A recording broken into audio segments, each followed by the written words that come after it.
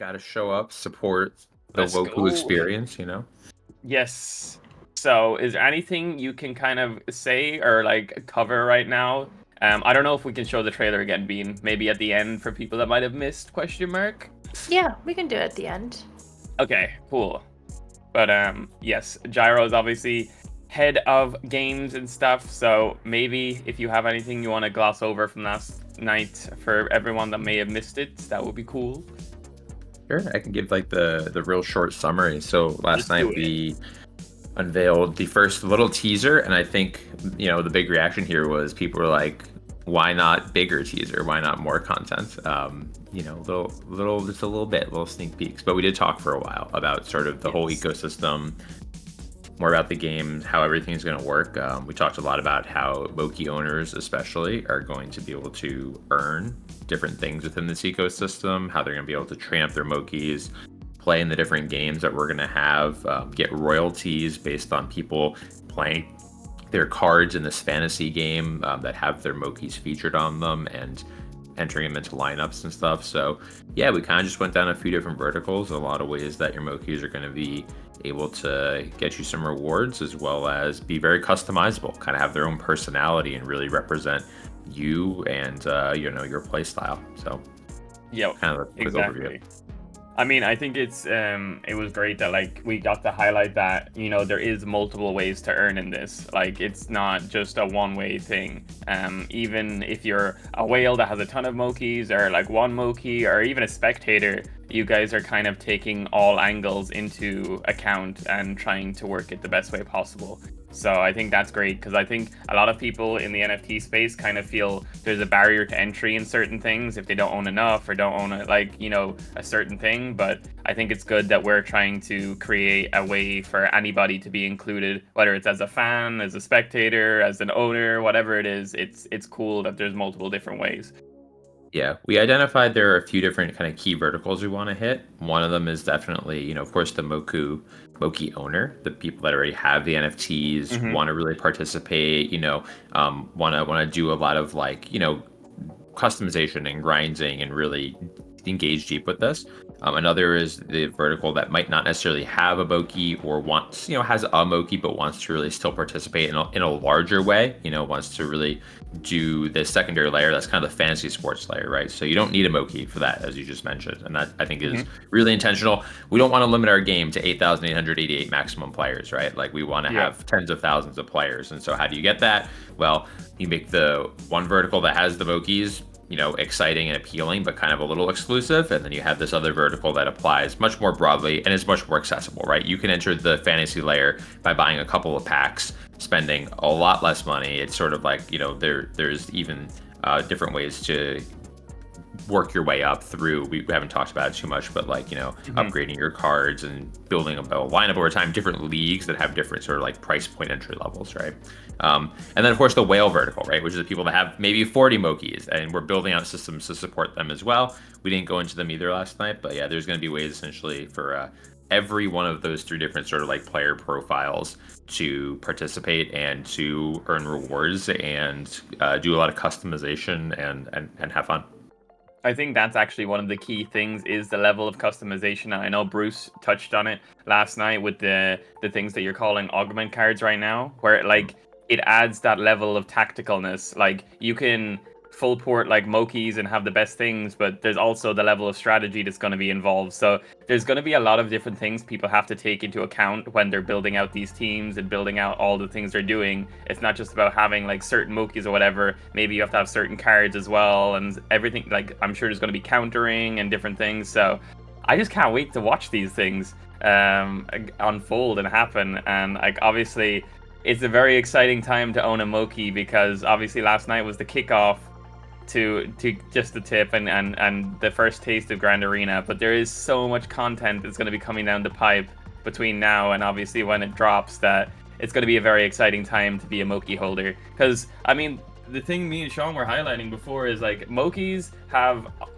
held their value, have been like the number one collection, number two collection now to Ronke, but like this is without the game. This has been a whole year without the game. This is just community fueled and powered people just repping Mokis. So what happens when all of our Mokis are like these intelligent like esports players that are going to have their own personalities, and like, you know, there might be a fan, like people, I know there's people that like collect certain Mokis, like I collect the card traits and all the sparkle traits, for example. Like some people collect just the bowls of shit and stuff. Like, are we going to have like small little sub communities of people that are just like the maids are going to have their own little fandom and stuff like that? There's so much potential for like just people to join in on all fronts as enjoyment. Oh, Akil is here as well. What's up, Akil?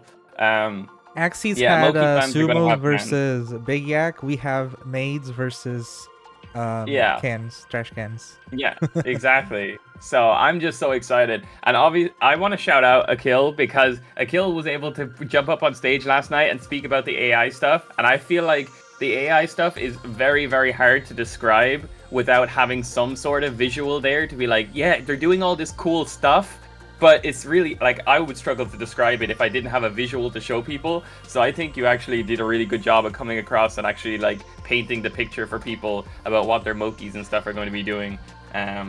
Obviously we probably can't go too much into depth into that, but yeah, I'm most excited probably for the cards and stuff. We'll definitely be doing pack opening streams, hopefully. Is that a possibility, Gyro? Are we going to be able to do pack opening streams and stuff? I'm counting on it. Okay, awesome. You just want to fill your Because addiction, dude. I love collecting cards. I love it. Like, I really hope that there's going to be, like, you know, like a big, like, sub-community of people that are just collecting the cards for fun. Because, I mean, you guys said that they're looking pretty cool. We haven't seen the art of those yet, but I'm sure in time we will. But the back of the cards themselves look stunning, so I'm excited for the front. One of the cool things about the cards is that we really get to create the whole ecosystems around cards that people find so exciting, right? So we're spending a lot of time and effort on like making the pack opening experience juicy. We're looking at tons of different references from, of course, the Pokemon New Pocket TCG to Hearthstone to Magic, right? Lots of cool things to reference there. So we're trying to make it juicy and fun. But also, are we gonna have that lore of if you turn the card pack sideways, that it's like, you know, if the corner's bent, that means there's a shiny inside kind of thing? I know that's the thing with the Pokemon cards. We haven't decided on those very fine details yet. We're just making sure that the base pack opening is juicy.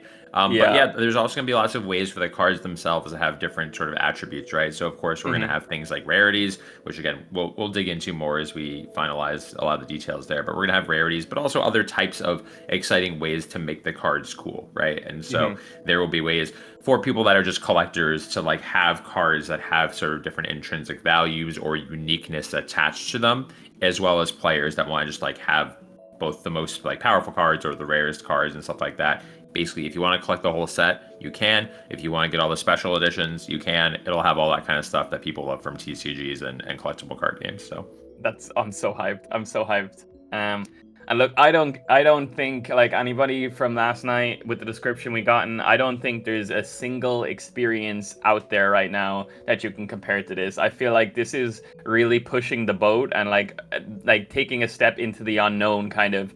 But we have a super stacked team doing it, so it's going to be awesome. I don't think there's anywhere that's going to offer something like this, because I mean, a lot of the stuff you guys are building and doing is, you know, something that's not been done before. You're figuring it out as you go. So it's pretty exciting to see it all come out. But if anybody has any quick questions for Gyro before he has to jump off, feel free to drop them right now. Oh, DeFranco has a question. Was there going to be a finite amount of packs at certain times, or is it going to be like unlimited? Yeah, so obviously, I can't speak to the exact numbers of anything on the packs, and that we're still working out the economic details. But, the goal here is to make it so that the card game itself, it's very accessible, right? So if there is a limited amount, it's not going to be like 20, right? Like the goal is for many people to be able to buy and participate and play and trade, right? We want there to be a big secondary economy. And so you get that through a depth of cards. So I can't give you like, is there a million set per, edition that we launch, or is it unlimited or whatever? We'll see how the economy shakes out. But essentially the goal is there will be enough for everybody to participate. Awesome. Cool. So I had a question about the cards. Are there going to be like multiple rarities of cards of a single Moki? Like say my Moki, right, will have like a legendary version of the card. and like a common version of the card? Like, is that possible? And will that affect like your participation in the game if you have like the legendary version of it? Yeah, it's a good question.